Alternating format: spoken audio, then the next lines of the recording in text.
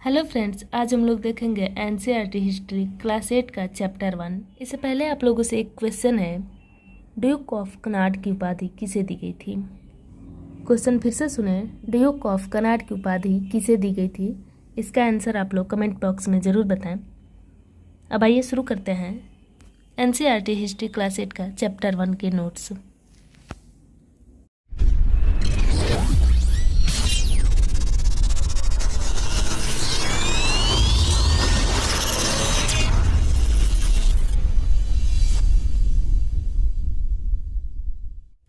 Hello everyone, आज हम लोग देखेंगे एनसीईआरटी हिस्ट्री क्लास 8 का नोट्स जो चैप्टर 1 है।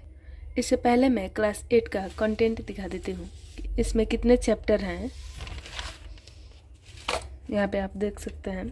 जिसमें पहला है प्रारंभिक कथन, कैसे, कब और कहाँ, जिसके बारे में हम लोग इस वीडियो में बात करने वाले हैं। अगला चैप्टर है व्यापार से साम्राज्य तक, कंपनी की सत्ता स्थापित होती है। क्लास 8 का तीसरा चैप्टर है ग्रामीण क्षेत्र पर शासन चलाना। चौथा है आदिवासी द्विकीय और एक स्वर्ण युग की कल्पना। पांचवा चैप्टर है जब जनता बगावत करती है, 1857 और उसके बाद। छठा चैप्टर है देसी जनता को सभ्य बनाना, राष्ट्र को शिक्षित करना। सातवां है महिलाएं, जाति एवं सुधार। और क्लास 8 का आठवां चैप्टर है राष्ट्रीय आंदोलन का संगठन, 1870 के दशक से 1947 तक। इसमें सारी चीज़ें मॉडर्न हिस्ट्री से है, जिसका एक एक करके वीडियो हम लोग देखेंगे। चैप्टर 1 प्रारंभिक कथन, कैसे, कब और कहाँ। इसमें हम लोग देखेंगे तारीखें कितनी महत्वपूर्ण थी, कौन सी तारीखें इम्पोर्टेंट थी, अवधियाँ कैसे तय करें, औपनिवेशिक क्या है, हम किस तरह जानते हैं, प्रशासनिक अभिलेख, सर्वेक्षण, रिकॉर्ड्स, इतिहास को हम किस तरह से जानते हैं। इन तीन चीज़ों के बारे में हम लोग बात करेंगे। सबसे पहले देखते हैं तारीखें कितनी महत्वपूर्ण। कुछ प्रतिक्रियाएं जिनकी कोई स्पष्ट तिथि नहीं हो सकती, इसलिए इनका अध्ययन हम इतिहास में तिथि के अनुसार नहीं कर सकते। जैसे ब्रिटिश शासन स्थापना की कोई एक निश्चित तिथि नहीं है। राष्ट्रीय आंदोलन किस दिन शुरू हुआ, इसकी भी कोई निश्चित डेट नहीं है। समाज में किस दिन बदलाव आए, इसकी भी कोई एक्यूरेट डेट नहीं है। इसलिए इतिहास में हम इनका अध्ययन तिथि के अनुसार नहीं कर सकते हैं। कौन सी तारीखें इम्पोर्टेंट थी जाने तो इतिहासकारों के लिए जो महत्वपूर्ण लगा, जैसे राजा का जन्म, विवाह, पुत्र, युद्ध, मृत्यु, ये तारीखें इम्पोर्टेंट थी इतिहासकारों की दृष्टि से, जो उन्होंने उस समय के लेखन में अंकित भी किया था। बात करें अगर ब्रिटिश इतिहासकारों के अनुसार कौन सी तारीखें इम्पोर्टेंट थी, कौन सा गवर्नर जनरल कब आया, नीतियाँ, गतिविधियाँ और उनकी उपलब्धियाँ, इनके लिए ये डेट्स इम्पोर्टेंट थी। इनका इतिहास प्रथम गवर्नर जनरल वारेन हैंगिस्टन से शुरू होकर आखिरी वायसरॉय लॉर्ड माउंटबेटन के साथ खत्म होता है। बात करें अवधि कैसे तय करें, जिसमें बात करेंगे जेम्स मिल के तर्क के बारे में। ये स्कॉटलैंड के अर्थशास्त्री, राजनीतिक और दार्शनिक था जेम्स मिल। इसकी पुस्तक थी ब्रिटिश भारत का इतिहास, ये हिस्ट्री ऑफ ब्रिटिश इंडिया 1817 में जो पब्लिश हुई थी। जेम्स मिल का तर्क, एशिया समाज की सभ्यता यूरोप से पीछे है। मिल का मानना था कि एशिया समाज की सभ्यता यूरोप से पीछे है। ब्रिटिश शासन भारत को सभ्यता की राह पर ले जा सकता है। मिल का मानना था कि ब्रिटिश शासन ही भारत को सभ्यता की राह पर ले जा सकता है। शिष्टाचार, समानता, स्वतंत्रता, मुक्ति, यह सब ब्रिटिश लेकर आए। जेम्स मिल का मानना था कि शिष्टाचार, समानता, स्वतंत्रता, मुक्ति, यह सब ब्रिटिश लेकर भारत आए थे। जेम्स मिल ने कहा था आधुनिक काल की विशेषताएं मध्यकाल में नहीं थी, जैसे विज्ञान, कला, तर्क, संस्कृति, लोकतंत्र, समानता, मुक्ति, जो कि गलत है। बात करें ब्रिटिश भारत का इतिहास, जो जेम्स मिल की रचना थी। इस पुस्तक में जेम्स मिल ने 3 कालखंडों में भारत की विभाजन किया था, जैसे हिंदू, मुस्लिम और ब्रिटिश। जेम्स मिल हिंदू और मुस्लिम को तानाशाह और निरंकुश बताता है। अंग्रेजों का मानना था कि भारत में अंधकार युग है और जातिगत बंधन है। बात करें प्रशासनिक अभिलेख, सर्वेक्षण और रिकॉर्ड्स के, तो भारतीय इतिहास के पिछले 250 साल का इतिहास लिखने के लिए इतिहासकार इन स्रोतों का इस्तेमाल करते थे।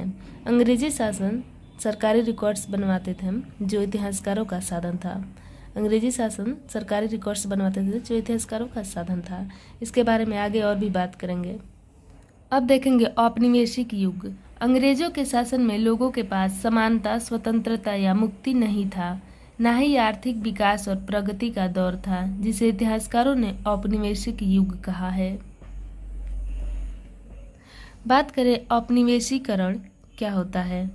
औपनिवेशीकरण एक देश दूसरे देश के दबाव में जब परिवर्तन करता है।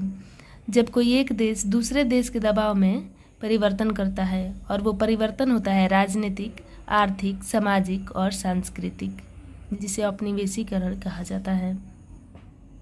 अब देखेंगे प्रशासनिक अभिलेख। अंग्रेजों ने सरकारी दस्तावेज सुरक्षित रखा, शासकीय संस्थाओं में अभिलेख कक्ष बनवाए, तहसील के दफ्तर, कमिश्नर के दफ्तर, प्रांतीय सचिवालय, कचहरी, सबके अपने अपने रिकॉर्ड्स रूम होते थे, जो अंग्रेजों के समय ये बनना शुरू हुआ था। महत्वपूर्ण दस्तावेजों के लिए लेखागार, जिसे आर्काइव बोलते हैं, और संग्रहालय बनवाए गए। उसी सिलसिले में भारतीय राष्ट्रीय अभिलेखागार 1920 के दशक में बना। बात करें खुशन विशी और सुलेखन विशी कौन होते थे। यह लोग बहुत सुंदर ढंग से चीज़ें लिखते थे। 19वीं सदी के शुरुआती सालों में इन दस्तावेजों की सावधानीपूर्वक नकलें बनाई जाती थीं, जिसके बाद के समय में छपाई तकनीक भी फैलने लगी। यानी छपाई तकनीक आने से पहले खुशन विशी या सुलेखन विशी जो होते थे, ये लोग ओरिजिनल डॉक्यूमेंट्स की कॉपी बनाते थे हाथों से लिख के। जैसे कि इस टाइम कोई भी डॉक्यूमेंट्स हम लोग प्रिंट करा लेते हैं, ठीक वैसे ही ये लोग हाथों से लिख के उसकी नकलें बनाते थे, जिन्हें सुखन विशी या सुलेखन विश के नाम से जाना जाता था। अब देखेंगे सर्वेक्षण का बढ़ता महत्व। 19वीं सदी में पूरे देश का नक्शा तैयार करने में बड़े सर्वेक्षण किए गए। गाँव में राजस्व सर्वेक्षण, धरती की सतह, मिट्टी की गुणवत्ता, पेड़ पौधों, जीव जंतुओं, फसलों तथा स्थानीय इतिहासों का पता लगाना। प्रत्येक 10 साल में जनगणना, भारत के सभी प्रांतों में रहने वाले लोगों की संख्या, जाति, इलाके और व्यवस्था की जानकारियाँ। अधिकृत रिकॉर्ड्स, सरकारी अफसर क्या सोचते थे, उनकी दिलचस्पी किन चीज़ों में थी, वे किन चीज़ों को बचाए रखना चाहते थे, इसके लिए अधिकृत रिकॉर्ड्स बनाए गए। रॉबर्ट क्लाइव ने जेम्स रेनेले को हिंदुस्तान के नक्शे तैयार करने का काम सौंपा था। रेनेल ने 1782 में भारत का पहला नक्शा बनाया था। रेनेल ने भारत का पहला नक्शा 1782 में बनाया था। रेनेल को भारतीय भूगोल का पिता माना जाता है। वारेन हेंगिस्टन 1773 में पहले गवर्नर जनरल बने, ये बात याद रखेंगे। अब रिकॉर्ड्स के रूप में देखेंगे हिंदुस्तान टाइम्स, ये न्यूज़पेपर है हिंदुस्तान टाइम्स 22 मार्च 1946 का। यहाँ 1946 में हुई पुलिस की एक हड़ताल की खबर दी गई है। दिल्ली में 2000 से ज़्यादा पुलिस वालों ने बृहस्पतिवार सवेरे अपने कम वेतन और पुलिस लाइन से बावर्ची खाने से घटिया खाने को इनकार किया। इसलिए ये हड़ताल 2000 से ज़्यादा पुलिस वालों ने किया था, जिसकी खबर हिंदुस्तान टाइम्स 22 मार्च 1946 को न्यूज़पेपर में निकली थी। उसी प्रकार से 1946 में ब्रिटिश सरकार शाही भारतीय नौसेना के जहाज़ों में सिपाहियों की बगावत को कुचलने का प्रयास कर रही थी। उस समय विभिन्न बंदरगाहों से भेजा गया रिपोर्ट, जिसमें बम्बई का रिपोर्ट था, इस बात का इंतजाम कर लिया गया है कि सेना जहाज़ों और दफ्तरों पर कब्जा कर ले।